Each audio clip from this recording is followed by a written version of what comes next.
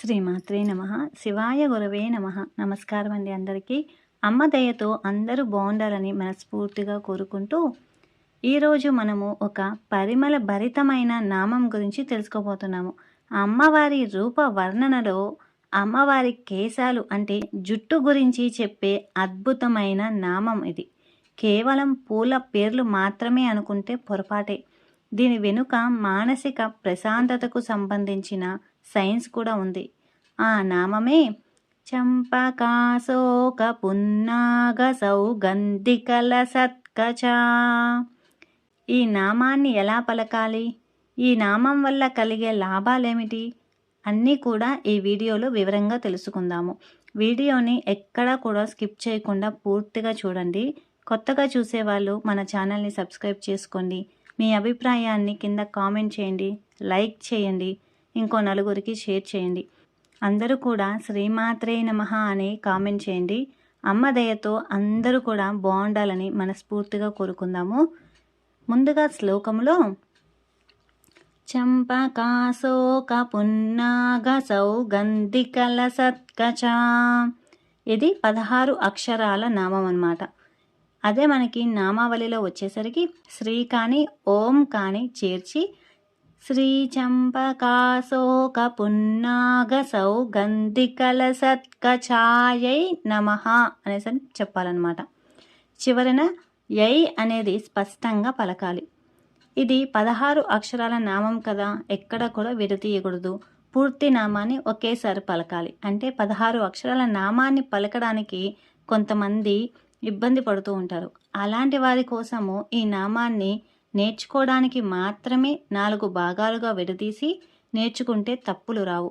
చంపక, అశోక, పున్నాగ, సౌగంధిక లసత్కచ అనేసి అని చెప్పి, ఇక్కడ చంపక అన్నప్పుడు అన్నప్పుడు మాని పొల్లు వస్తుంది అనమాట. అంటే స్పష్టంగా పలకాలి. చంపక చంపక అనేసి అని. అశోక అంటే హ్రస్వం ఉందనమాట. అశోక, చంపకాశోక.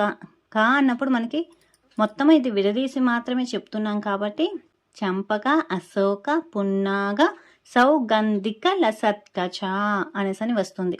అదే మనము నామంతో మొత్తం కలిపి చెప్పేటప్పుడు దీర్ఘాలు అన్నీ వస్తాయి. చూడండి, చంపకాశోక పున్నాగ సౌగంధిక లసత్కచ ఈ విధంగా వస్తుంది. ఇప్పుడు పున్నాగా అన్నప్పుడు నా కింద నా వత్తు వచ్చింది కాబట్టి నొక్కి పలకాలి, పున్నాగా అనేసని. సౌగంధిక లసత్కచ అన్నప్పుడు గంధిలో ధ అనేది మహాప్రాణాక్షరం ఒత్తు ఉంది. లసత్లో తా అనేది పొల్లు ఉంది. చూడండి, సౌగంధిక లసత్కచ అనేసి అని చెప్పి చంపకాశోక పున్నాగ సౌగంధిక లసత్కచ అనేసి అని చెప్పి. అదే మనం నామంలో చూసుకుంటే చా మా కింద పావత్తు వచ్చింది, కాకి దీర్ఘం ఉంది, సా అంటే సాకి సో అనేసని దీర్ఘం ఉంది, కా పు నా అన్నప్పుడు నా కింద నా వత్తు ఉంది. మళ్ళీ గంధి ధి అన్నప్పుడు నీ కింద ధావత్తు వచ్చింది. లసత్కచ తా కింద కావత్తు వచ్చింది. చంపకాశోక పున్నాగ సౌగంధిక లసత్కచ, చంపకాశోక పున్నాగ సౌగంధిక లసత్కచ అనేసని వస్తుంది. ఎక్కడ దీర్ఘాలు ఉన్నాయి, ఎక్కడ ఒత్తి పలకాలి అన్నీ కూడా బాగా గమనించి తప్పులు లేకుండా మనము ఈ నామాన్ని పలకాలి. శ్రీ చంపకాశోక పున్నాగ సౌగంధిక లసత్కచ అనేసి అని చెప్పి, శ్రీ చంపకాశోక పున్నాగ సౌగంధిక లసత్కచాయై నమః అనేసి అని చెప్పి. అదే మనము పద విభజన ఇంకా అర్థం చూసుకుంటే చంపక, అశోక, పున్నాగ, సౌగంధిక లసత్కచ అనేసి అని చెప్పి. చంపక అంటే సంపెంగ పూలు అని, అశోక అంటే అశోక పూలు, పున్నాగ అంటే పొన్న పూలు, సౌగంధిక అంటే కలువ పూలు లేదా సుగంధభరితమైన ఇతర పుష్పాలు అనేసి అని చెప్పి. లసత్ అంటే ప్రకాశిస్తున్నా అని లేదంటే ఒప్పుచున్నా అని. కచ అంటే కేశములు అంటే జుట్టు. సంపెంగ, అశోక, పొన్న, కలువ, పూల పరిమళంతో ప్రకాశించే కేశములు కలిగిన తల్లి అని అర్థము.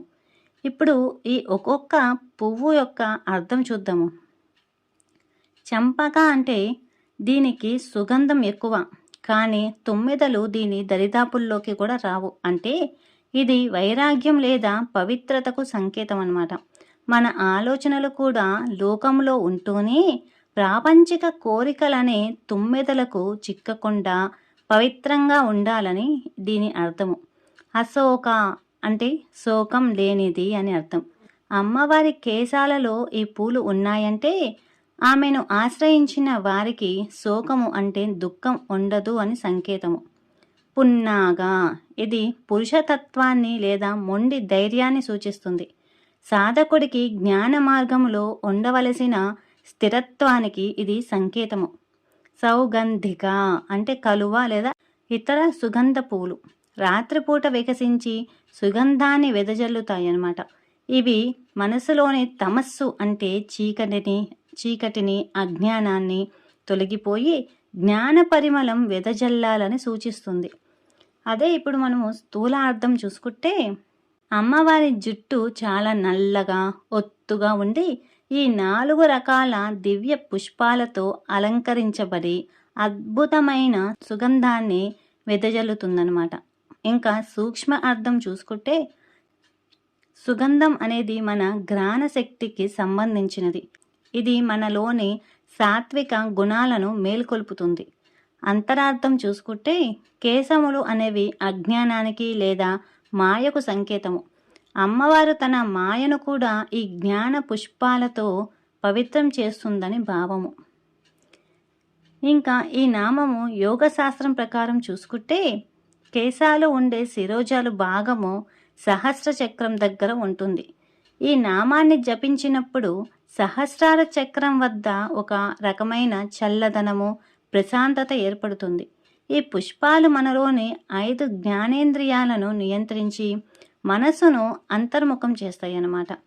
బీజాక్షర శక్తి చూస్తే కనుక ఈ నామంలోని అక్షరాల ప్రకంపనలు మెదడులోని ఆల్ఫా తరంగాలను ప్రేరేపిస్తాయి. సౌగంధిక అనే పదము పలికేటప్పుడు వచ్చే అనునాసిక శబ్దము మెదడును రిలాక్స్ చేస్తుంది. సుగంధం ఎలాగైతే ఒత్తిడిని తగ్గిస్తుందో ఈ నామ జపము శబ్ద రూపంలో ఆ ఫలితాన్ని ఇస్తుంది. అక్షర గణితంగా చూసుకుంటే ఇది 16 అక్షరాల నామము. 16ని కలిపితే 7 వస్తుంది. 7 అనే సంఖ్య ఆధ్యాత్మికతకు, లోతైన ఆలోచనలకు చిహ్నం అన్నమాట. ఇది సాధకుని బాహ్య ప్రపంచం నుండి వేరు చేసి తనలో తాను వెతుక్కునేలా చేస్తుంది. ఈ నామాన్ని మన జీవితానికి ఎలా అన్వయించుకోవాలి? ఈ నామం మనకు ఇచ్చే పాఠం ఒకటే, సాత్విక జీవనము. మన ఆలోచనలు పూల పరిమళంలా ఉండాలి. ఎవరిని కలిసినా మన మాటలు ప్రవర్తన ద్వారా వారికి ఒక పాజిటివ్ ఎనర్జీ అందాలి, కానీ దుర్వాసన వంటి విమర్శలు కోపము ఉండకూడదు. ఈ నామం జపం వల్ల మనకు కలిగే ప్రయోజనాలు: మానసిక ఒత్తిడి తగ్గుతుంది. జుట్టు రాలడం వంటి సమస్యలు ఉన్నవారు లేదా మానసిక ప్రశాంతత కోరుకునేవారు ఈ నామాన్ని ధ్యానం చేస్తూ జపిస్తే మంచి ఫలితం ఉంటుంది. అది కూడా విశ్వాసంతో, నమ్మకంతో, అమ్మపైన నమ్మకంతో చేయాలి. ఇప్పుడు ఒక చిన్న కథ చూద్దాము. ఒక అడవిలో గంధపు చెట్టు ఉందనుకోండి. అది తన చుట్టూ ఉన్న గాలిని సుగంధమయం చేస్తుంది. అలాగే అమ్మవారి భక్తుడు కూడా ఈ నామం జపం ద్వారా మన మనస్సును ఒక నందన వనంలా మార్చుకుంటాడనమాట. అక్కడ ఈర్ష, అసూయ అనే ముళ్ళు ఉండవు. కేవలం చంపక, అశోక అనే పుష్పాలు లాంటి ప్రేమ, దయ మాత్రమే ఉంటాయి. అమ్మవారి కేశాల వర్ణన చేసే ఈ నామము నిజానికి ఒక మానసిక స్థితిని సంస్కరించే ఒక గొప్ప మంత్రం అన్నమాట. పూల పరిమళం ఎలాగైతే కంటికి కనిపించకుండానే మనసును పరవశింపచేస్తుందో, ఈ నామ జపం కూడా మనలోని అంతర్లీనంగా ఉన్న దివ్య తత్వాన్ని మేలుకొలుపుతుంది. చూశారు కదండి, కేవలం అమ్మవారి జుట్టులోని పూల గురించే అనుకునే ఈ నామము ఎంతటి గంభీరమైన అర్థం ఉందో రేపటి వీడియోలో మరో అద్భుతమైన నామం గురించి తెలుసుకుందాం. ఈ వీడియో మీకు నచ్చితే లైక్ చేయండి, ఇంకో 10 మందికి షేర్ చేయండి. శ్రీమాత్రే నమః. సర్వం శ్రీ లలితార్పణమస్తు.